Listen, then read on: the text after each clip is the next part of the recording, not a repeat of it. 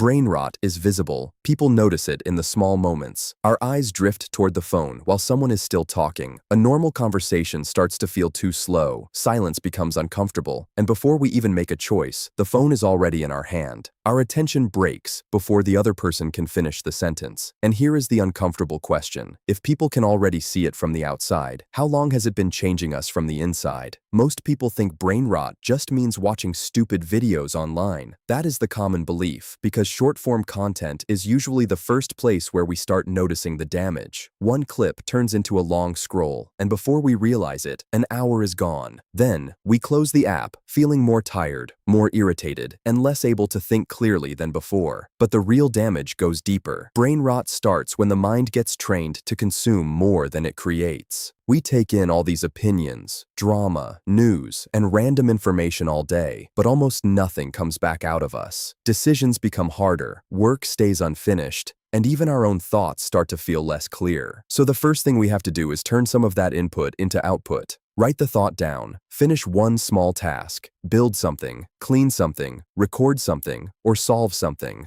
The brain gets sharper when it has to create, because creating forces the mind to organize itself again. That is why people can see it. A mind that only consumes slowly starts losing presence. We stop being fully in the room because part of us is always waiting for the next hit of stimulation. Quiet moments start to feel uncomfortable, boring tasks feel harder than they should, and slow conversations make us want to reach for something faster. This is where short-form content becomes dangerous, because it teaches the brain to expect something new every few seconds. The way back is to practice staying with slower things on purpose. A full conversation, a longer video, a task that takes more than 5 minutes. Not because it feels good immediately, but because attention has to be trained back like a muscle. Normal life does not work like short-form content. Progress takes longer than we want. Focus only starts when the mind finally gets quiet, and clear thinking needs enough space to turn into something real. Once the brain gets used to fast rewards, normal life starts feeling empty. So we look for the phone again, not because we plan to, but because checking it has become automatic. That is the moment we have to interrupt.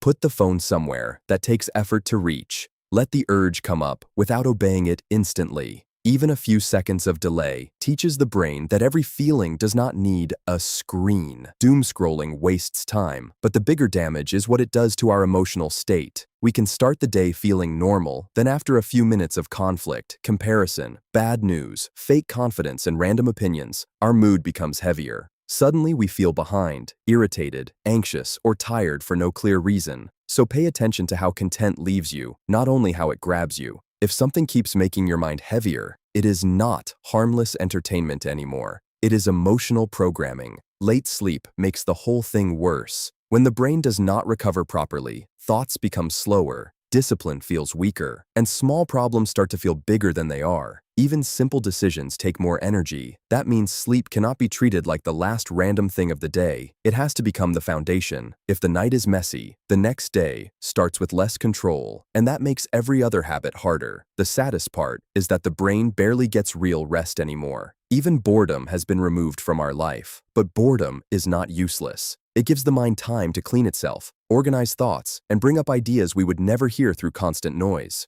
So let boredom exist for a little while. Sit without filling the gap immediately. Walk without feeding the mind with another voice. Let the brain breathe before you ask it to perform again. So, let me wrap it up. Brain rot is bigger than the phone. It is about what the phone slowly trains us to become. Our patience gets weaker, presence fades, creativity drops, and emotions become easier to control from the outside. People can see it because attention is visible, energy is visible. The inability to stay with one thing is visible. The way out does not have to be dramatic. Create more than you consume. Protect your sleep. Stop obeying every urge instantly, and let quiet moments exist long enough for the mind to recover. The brain can become sharp again, but it needs space. It needs silence. It needs fewer hits of noise throughout the day. So, be honest with this one. Where do you notice it the most in yourself? Your focus, your mood, your sleep, or the way your hand automatically reaches for your phone?